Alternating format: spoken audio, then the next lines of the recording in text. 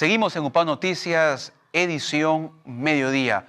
Vamos a conversar de un tema muy importante que es vital en el desarrollo de los ciudadanos. Cómo desde la infancia, desde la primera etapa de nuestras vidas, tenemos que ir formando y cultivando personas que cuando sean adultas tengan pues una estabilidad emocional y que pueda conducirse de manera exitosa en la vida. Vamos a hablar con el psicólogo José Valderrama González sobre un tema importante, la parentalidad, cómo la importancia de los padres en el hogar va su presencia a redundar en la formación de sus hijos y ciudadanos a futuro, responsables, con sólidos valores y sobre todo con deseos de vivir y de hacerlo de manera eficiente y disfrutando de la vida con la plena felicidad. Bienvenido, psicólogo José Valderrama, a UPAO Noticias. Buenas tardes. Buenas tardes. Muchas gracias, Alberto, por la invitación. Efectivamente, este es un tema apasionante, es un tema muy amplio y complejo, y sabemos que los tiempos en la televisión son cortos y quisiera aprovecharlo para dar algunos mensajes precisos.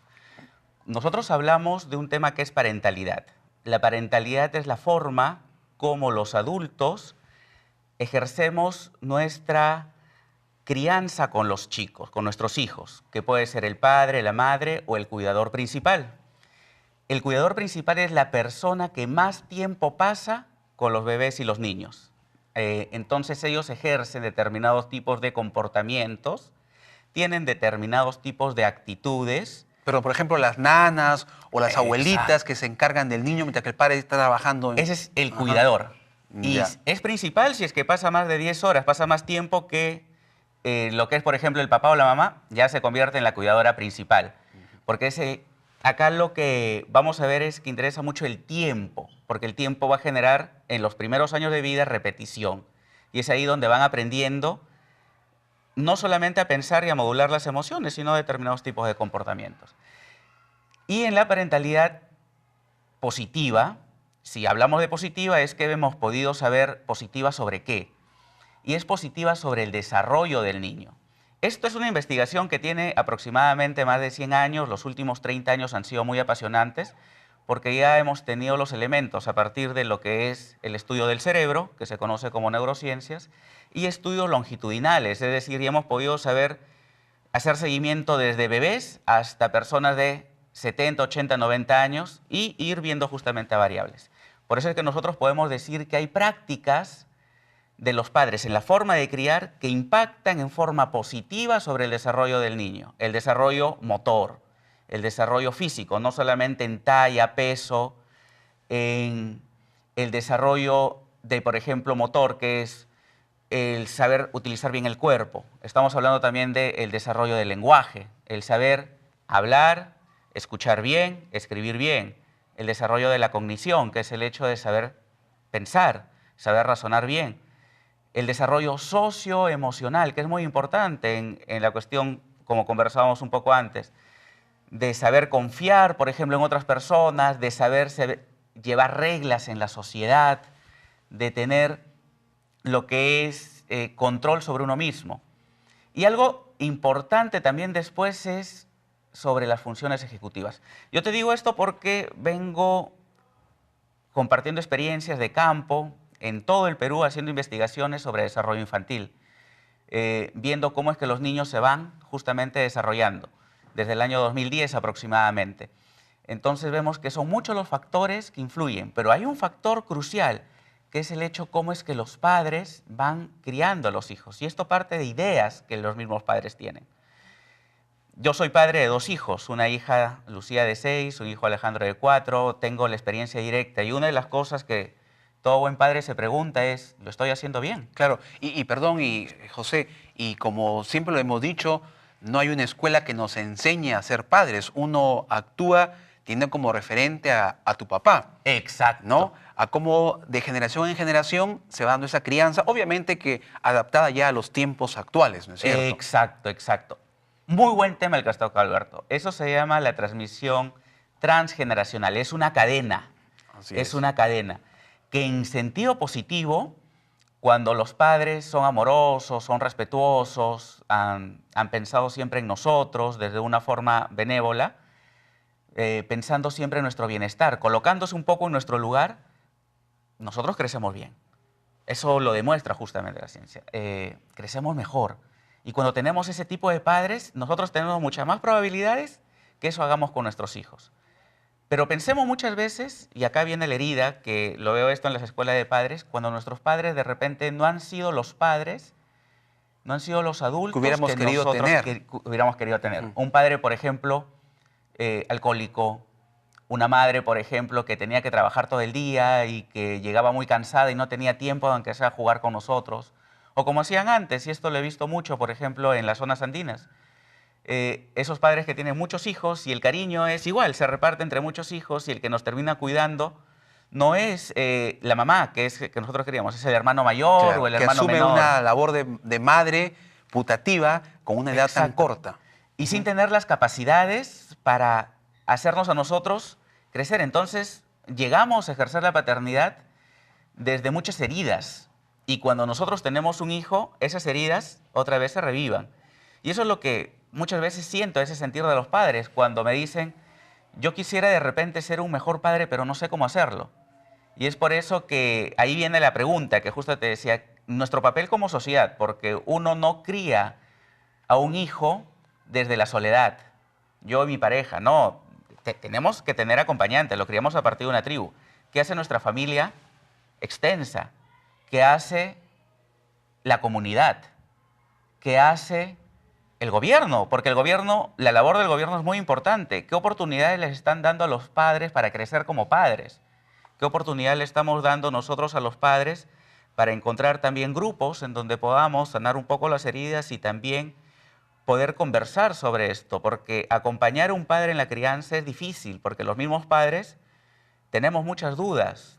Tenemos momentos en que por el trabajo, por el estrés, por las demandas, especialmente los niños menores de 1 año, nosotros decimos, necesitamos un espacio para, aunque sea, relajarnos. Y ahí es donde necesitamos del apoyo del otro. Justo esto lo conversaba hace unos días con una paciente. Me decía, estoy durmiendo 4 horas. ¿El papá dónde está? El papá no está.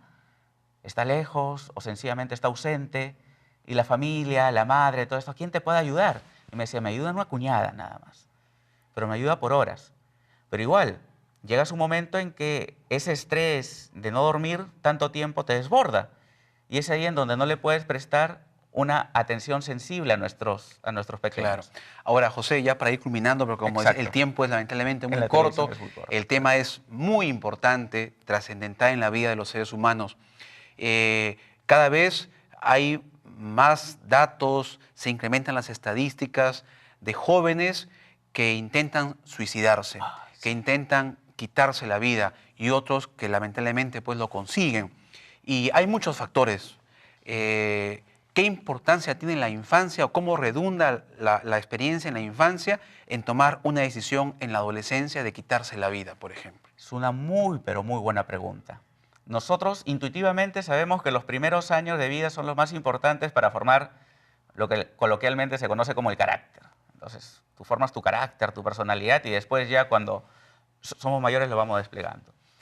En los años 90 en Estados Unidos, Felitti y el señor Hammond, unos pediatras, justamente hacen una investigación que engloba 18.000 personas, una investigación muy, pero muy importante, que se llama justamente Experiencias adversas en la infancia. Ellos comienzan a relacionar los problemas de salud 40, 50 años después, 30 años después, 20 años después, con las experiencias que uno ha tenido en la infancia y dan una asociación directa. Una experiencia adversa en la infancia es el haber sufrido abuso sexual, el haber sufrido abuso o maltrato constante en forma psicológica o física, el ser negligentes, es decir, no cubrir las necesidades afectivas de los chicos también. Haber vivido en un abandono, se puede decir. En un abandono, exacto. La violencia doméstica, es decir, presenciar durante largo tiempo lo que son la violencia de los padres, el divorcio también está ahí, la depresión de la madre o del cuidador principal durante el primer año de vida también es justamente un indicador de una situación adversa en la infancia.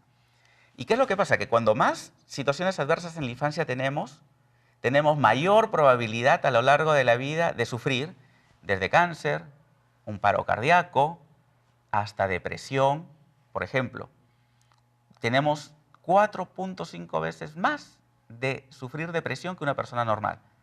A medida que Por esos problemas surgidos en la infancia. surgidos en la infancia, que no son tratados.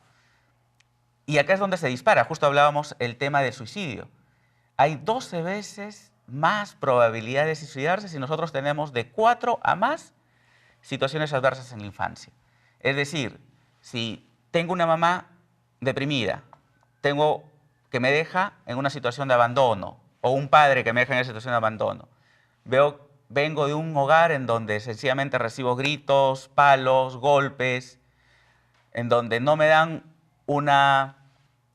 responsabilidades, en donde no me generan tampoco reglas claras que los padres también cumplen, porque eso es lo positivo. Muchas veces piensan que la crianza respetuosa, la parentalidad positiva es ser negligente con los hijos. No, la negligencia Y dejar está. que el hijo haga lo que quiere. No, no es así. Claro, confunden. Eso es negligencia. Y también es una situación adversa en la infancia. Es darle reglas y generarle rutinas al niño y tú mismo ir conversando con él. Entonces, todo eso de ahí hace que cuando seamos mucho mayores, afecte. ¿Y por qué afecta? Y acá viene justamente el tema de las neurociencias, porque el nivel de estrés que viven esos niños es tan, pero tan alto, que hay una hormona que comienza a hacer que la estructura del cerebro sea completamente diferente. Es la hormona del cortisol, que es tan, pero tan alto, que hace que determinadas partes del cerebro se desarrollen más y otras menos. Por ejemplo, la amígdala se desarrolla mucho más. Entonces son personas que están... ¿Es como llegar a una conducta irracional? Irracional, y aparte de eso, no solamente conducta, sino que eso está afectando a nuestro organismo, porque el cortisol elevado tiene implicancias. Por ejemplo, si es que nosotros vamos por la calle en la noche y vemos a dos personas que están acercando a paso rápido y vemos que están teniendo algo en la mano, nuestro sistema de alerta, justamente... Como de autodefensa. De autodefensa. El cortisol aumenta. ¿Y qué es lo que hace? Hacemos que respiremos más rápido. Nuestros músculos se pongan tensos. ¿Por qué? Porque en ese momento nosotros tenemos que luchar o correr, porque estamos interpretando que eso es una amenaza. Nos van a querer agredir, nos van a querer robar. Estamos a la defensiva. A la defensiva, pero es de todo el cuerpo. Entonces también, por ejemplo, el estómago se achica, porque lo que necesitamos en ese momento es energía. Pero ¿qué pasa si es que eso no es nada más una situación anecdótica, sino que esas figuras de ese ladrón viven con nosotros en casa? Son nuestros padres, lo vemos todos los días. Entonces los niveles de cortisol aumentan. Por eso es que cuando hablamos de parentalidad positiva es porque sabemos que también hay una parentalidad negativa que tiene efectos a largo plazo que son dañinos. Entonces acá muchos psicólogos también, como nosotros hablamos, sí, o sea, el maltrato infantil no hay que permitirlo, pero ahí viene la otra pregunta. ¿Cómo es que lo logramos erradicar? ¿A través de una mirada comprensiva? ¿A través de estos grupos de apoyo? ¿A través de poder confiar también o que el gobierno también invierta? Porque ahorita estamos en una coyuntura política y lo que debemos también preguntar a nuestros candidatos es ¿qué piensan hacer por la infancia? Y hay algo muy claro, y esto lo he aprendido de justamente el trato con muchos políticos. Lo que ellos piensan es el presupuesto que ellos asignan a la infancia. Y el presupuesto que tenemos son presupuestos aún bajos. Es decir, le estamos dando poca importancia a una etapa crucial en el desarrollo del ser humano. Le estamos poniendo pocos recursos, claro, a pesar que nosotros sabemos que por cada dólar invertido obtenemos 7 en retribución. Por cada dólar invertido en la infancia. Mucho más que una obra de agua y saneamiento, cuya inversión solamente se ve reflejado por un 3.5 de ganancia, digámoslo así. En la primera infancia obtenemos 7, el doble. Invertir en primera infancia, invertir en los padres, en cuidadores, invertir en promover buenas prácticas.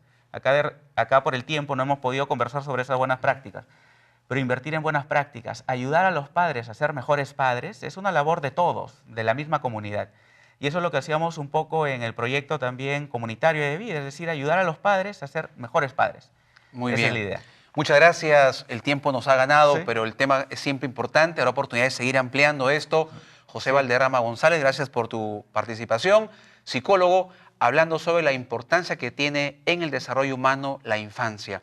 Cómo tenemos que apostar, invertir el Estado, tiempo, dinero para crear niños saludables, infantes seguros, y eso va a garantizar que cuando sean adultos, tengamos pues un mejor país, una mejor sociedad. Gracias nuevamente, José Valderrama. Gracias. Pausa, regresamos en UPAO Noticias, edición mediodía.